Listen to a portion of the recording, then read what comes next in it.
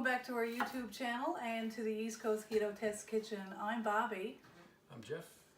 And together we are East Coast Keto. So today we're going to do a quick and easy side dish for you. Geoff's already face and eyes into it. We are going to take those lovely little Brussels sprouts. Yes. And it's not Brussels. It's Brussels. And we are going to make them delicious. I know you think they taste like ugly little slimy cabbages, but no, they're deadly. They're wicked. So Geoff has just taken them and he's cutting them in quarters. And from there we are going to go right into the deep fryer and we are going to make them the star of your dish. So we got our fat coming up to temperature. We have our finished chopping these. Deep fryer ready to go. Now make sure you have lard in your deep fryer, not vegetable oil. Yeah, because that stuff is nasty. That stuff is nasty. It's inflammatory and it is not keto. So we'll be back when we're back to temperature, and make sure you're being very careful with your knife. We'll see you in a minute. Right. Bye. We got all our Brussels sprouts quartered.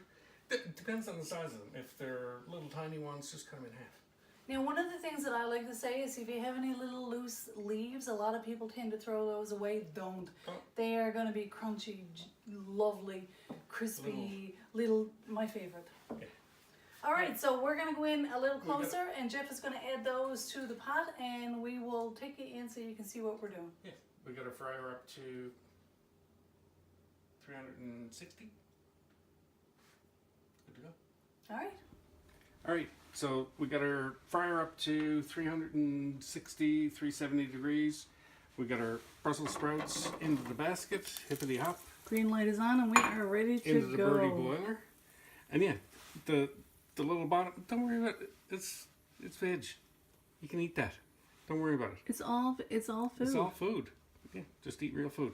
All right, so when these go in, the moisture content in the Brussels sprouts tends to make the fat bubble, toil and trouble.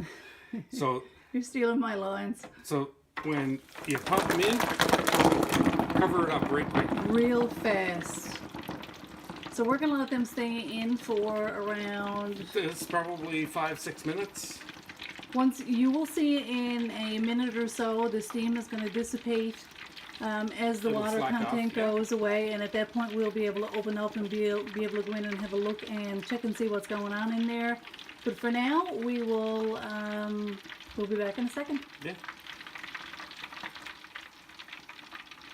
All right, so this is after only a minute. You can see the moisture content is starting to disappear. Still got a fair bit of steam coming up, so mind the steam, because steam burns pretty nasty.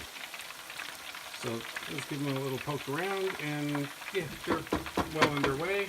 So you want them to brown up a little bit, so we're going to put the cover back on and give them another minute. Yep, at least.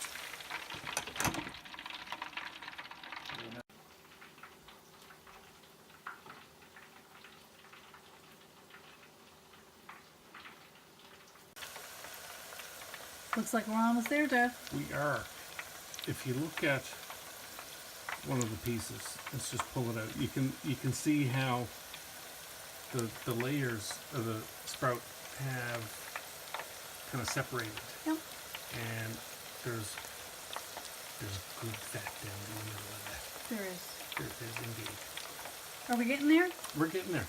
These are pretty much ready to come out, I think. Maybe another 30 seconds. So we're almost done. We are... I'd say we're done. I'd say we're done. So first thing is to pull the power out of the fryer. Now make sure you're using an approved deep fryer, and make sure you don't leave it unattended. We don't want any fires, we don't want anyone hurt. Yeah. Always stay here, never step away, not even for a second. Alright, so out of the fryer into a bowl. Into the frying pan. And Perfect. that can go back in. And that's when the Bobbi Chef steps onto the plate. So if you look here, you can see they're brown with a little bit of green still in there. I'm gonna grab them from you now there. All right. So we're gonna put a nice bit of either pink salt or sea salt. I'm going to put a little bit of pepper on there. We also have some Korean chili. Now we buy this at a Asian grocery store, but you can use garlic, you can use chili powder, you can use cumin, whatever your favorite. So this is our, this is a teaspoon of the Korean chili, and I'm going to sprinkle that on there. And I also have a tablespoon of confectioner's swerve. Now make sure it's confectioner's because you don't want the granular, you want it to be nice and soft. So we're going to give that a little shake all the way through. And the last thing I'm going to do is give them what we call the shiver. The shiver, to make sure all those ingredients are incorporated there. And hopefully I won't send them flying, but if I do, we have assistants down there. Yes, we do. Alrighty, so let's see. That are very efficient at cleaning up. They're very efficient spills at on the cleaning floor. up. So we're going to put out a portion of them out there. It looks like we have more than enough. We have around a pound, 3/4 of a pound of Brussels sprouts here. Anyway, there they are. They are ready to go. And How hot?